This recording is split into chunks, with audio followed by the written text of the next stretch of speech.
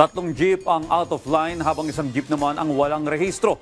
Ilang yan sa mga nasita sa isinagawang operasyon ng DOTR SAIC sa Cavite. Si Bernard Ferrer sa detalye. Bernard?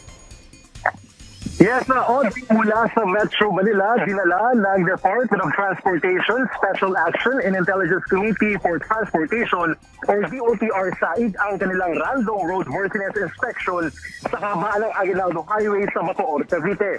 Isa-isang tinara at sinuri ng mga enforcer ang kondisyon ng mga pampaserong sasakyan. Kabilang sa mga tinginan ang ilaw, gulong at preno ng mga sasakyan, ganyan din ang kalidad ng mga fire extinguisher. Sinuri rin ang lisensya ng mga tsuper at ang rehistro ng mga namanehong sasakyan bilang ng kampanya para sa mas ligtas na biyahe ng publiko sa mga lansangan. Sa isang mga inspeksyon, 3 jeep ang nasitang out of line habang isang jeep ang walang rehistro. Tinanggalan ng plaka mga ito at pinatawan ng violation ticket. 2 jeep din ang nadiskubring may sirang brake lights. Patuloy ang DOTR SAIC sa pagpapatupad ng mga hakbang upang masiguro ang kaligtasan ng bawat pasahero sa kalsada. Audrey, isang driver naman ang nagbigay ng listahan ng higit 100 umanong koloro na sasakyan.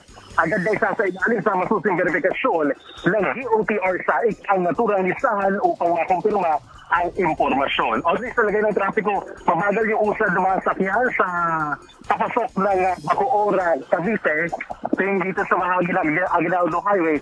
Pero yung sa bahagi naman ng Aguinaldo Highway na pupuntang Cavitex at Alabang, maluwag pa ang daloy ng mga sakyan. Audrey? Maraming salamat, Bernard Ferrer.